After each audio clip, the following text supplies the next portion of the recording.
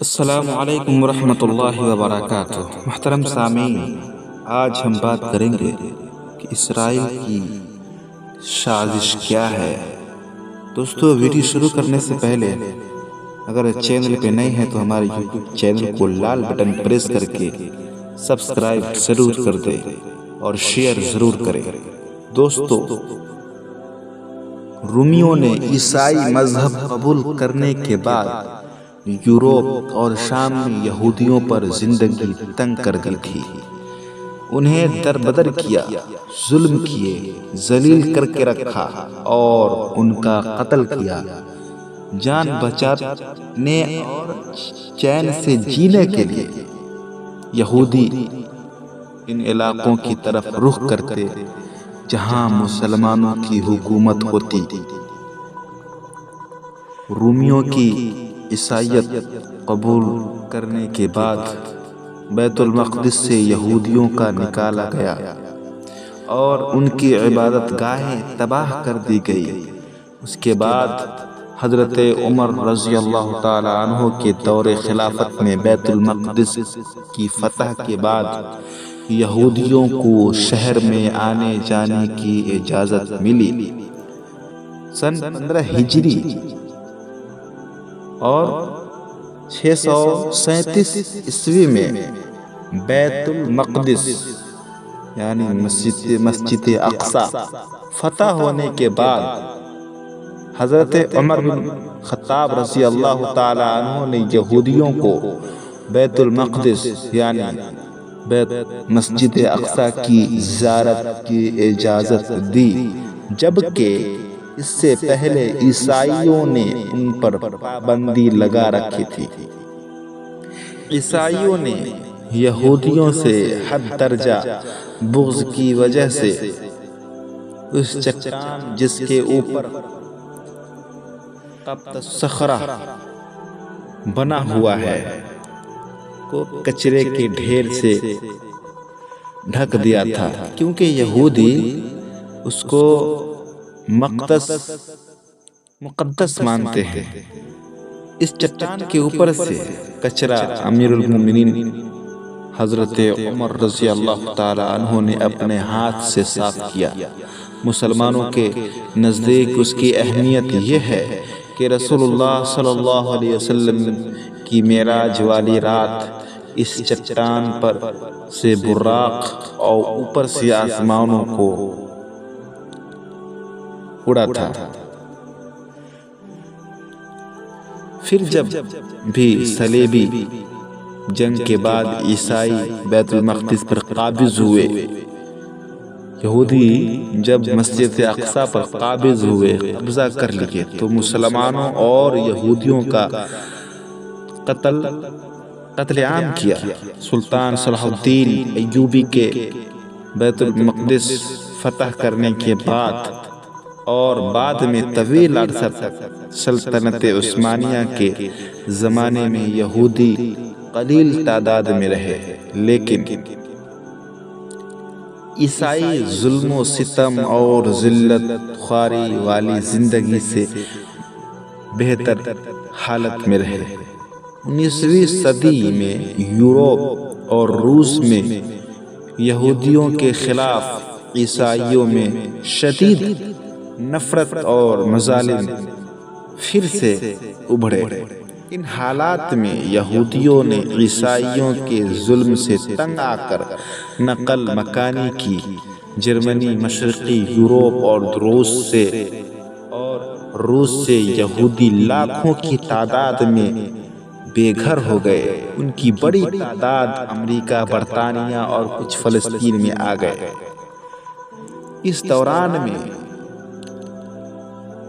صہیونیت کی تحریک نے جنم لیا۔ اس تحریک کا مقصد یہودیوں کے لیے اپنا ملک قائم کرنا تھا اور اس کے لیے انہوں نے فلسطین کو چنا۔ یہ تحریک یورپ، امریکہ اور فلسطین میں زور پکڑتی گئی اور یہودیوں نے بڑی تعداد میں فلسطین میں آباد ہونا شروع کر دیا اور یہاں زمینیں خریدنے لگے۔ یہ سلطنت عثمانیہ کا آخری زمانہ تھا۔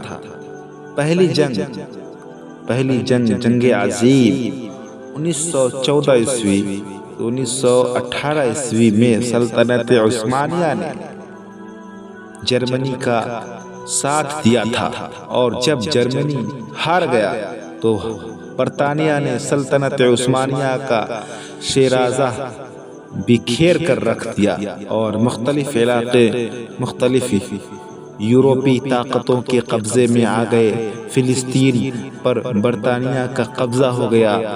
1917 عیسوی میں برطانیہ کے وزیر خارجہ نے ایک اعلان کیا، اور اس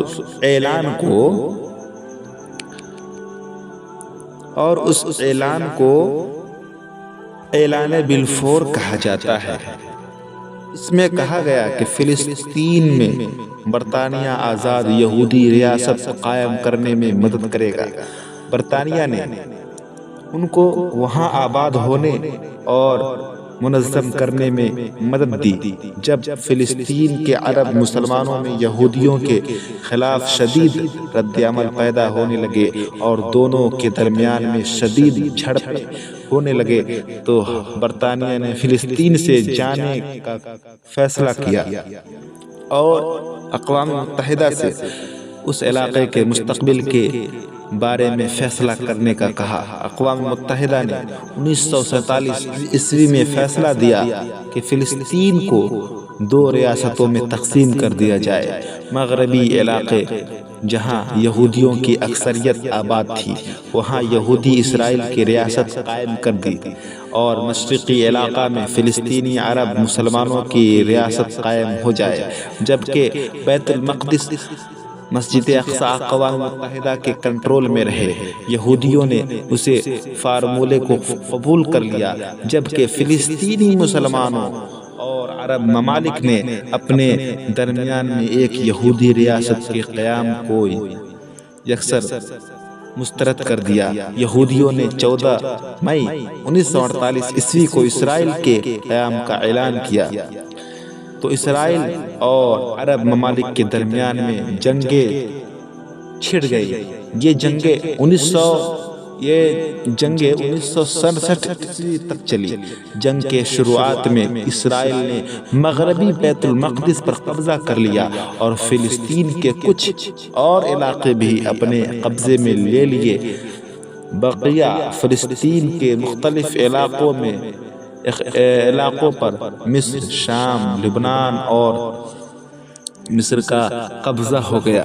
بیت المقدس کا مشرقی علاقہ، جس میں حرم شریف اور مسجد اقصی سمیت مقدس مقامات ہیں، اردن کے قبضے میں تھا۔ یہ صورتحال 1967 عیسوی تک قائم رہی۔ 1967 عیسوی کی عرب اسرائیل جنگ کے اختتام پر اسرائیل کا پورے فلسطین پر قبضہ ہو گیا۔ مقدس مقامات تاریخ میں پہلی مرتبہ یہودیوں کے قبضے میں آ گئے۔